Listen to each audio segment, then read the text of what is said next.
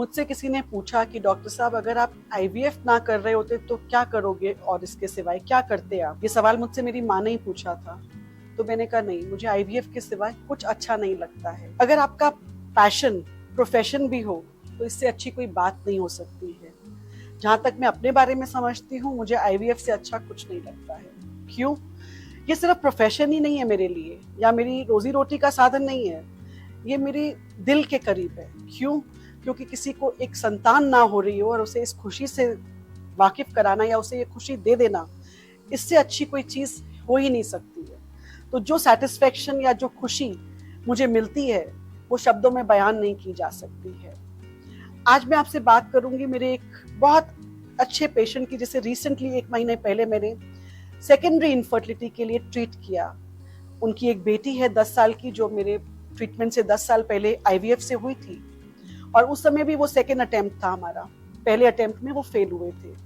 तो मैंने उन्हें बहुत समझा के, बहुत काउंसिल करके, क्योंकि शादी को तब भी 10 साल हो चुके थे, तो उस समय तो उन्होंने बहुत कठिनाई का सामना किया था, क्योंकि उन्हें बात समझ में नहीं आती थी, फेथ नहीं था इतना, और उम्मीद भी बहुत ज़्यादा नहीं रखती थी, वो जल्दी निराश हो जाती थी। तब मैंने उन्हें बहुत हिम्मत दे के सेकेंड टाइम आईवीएफ करके, और सक्सेसफुल प्रेगनेंसी हुई, डिलीवरी भी हुई। एक बेटी है आज 10 साल की, जो कि बहुत इंटेलिजेंट बच्ची है। अब जब वो दोबारा ट्रीटमेंट के लिए आए मेरे पास, पिछले साल आए थे वो 2024 में, तो हम बड़े कॉन्फिडेंट थे कि एक बच्चा है तो ये इजी रहेगा ट्रीटमेंट इस बार।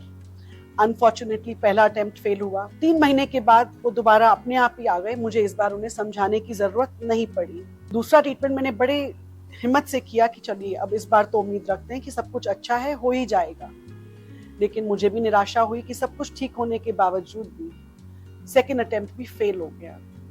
मैंने उनसे खुद कभी नहीं कहा कि आप तीसरी बार आइए, और मैं हैरान थी कि वो खुद अपने आप, बिना किसी काउंसलिंग के, बिना किसी फोन कॉल के, वो 3-4 महीने बाद खुद ही मेरे पास आई और कहती है आप दोबारा करेंगे डॉक्टर साहब। मैंने कहा देखिए, आईवीएफ कोई 100% गारंटी तो होती नहीं है, बट मेरी समझ के बाहर है कि इस बार आपके फेलियर्स अनएक्सप्लेन्ड हैं, कोई कारण मैं आपको नहीं बता पाऊंगी। तो उसने कहा कि डॉक्टर साहब, पहली बार आपने मुझे बैठने नहीं दिया था निराश होके, लेकिन इस बार मैं खुद नहीं बैठूंगी निराश होके, क्योंकि मुझे इस ट्रीटमेंट पे भी फेथ है, और उससे कई गुना ज्यादा आप पे फेथ है, और अपने ऊपर वाले पे भी फेथ है।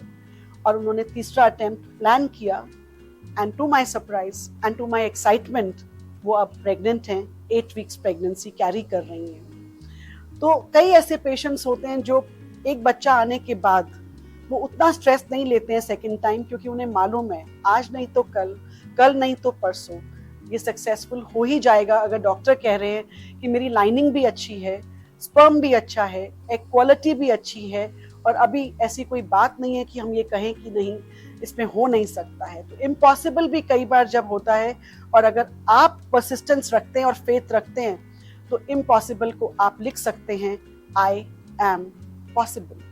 सो बिल्कुल नहीं घबराएंगे आप आईवीएफ फेलियर से, और अपने डॉक्टर से डिस्कस कीजिए कि क्या इस केस में ऐसा है जो इम्पॉसिबल है, या फिर इस इम्पॉसिबल को हम लिख सकते हैं I'm possible, pregnancy can happen. So उम्मीद पे दुनिया कायम है।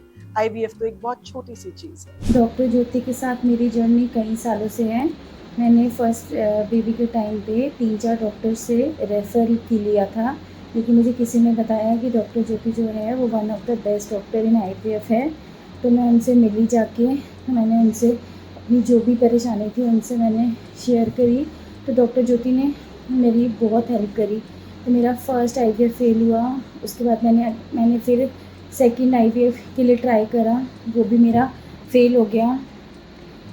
थर्ड आईवीएफ मैंने हाफ मिडवे छोड़ दिया क्योंकि मेरी हेल्थ ठीक नहीं थी। तो फिर अगेन मैंने फोर्थ आईवीएफ साइकिल में मैंने कंसीव करा। तो मेरे को मैं उस टाइम पे मेरी बेटी से ब्लेस हुई थी।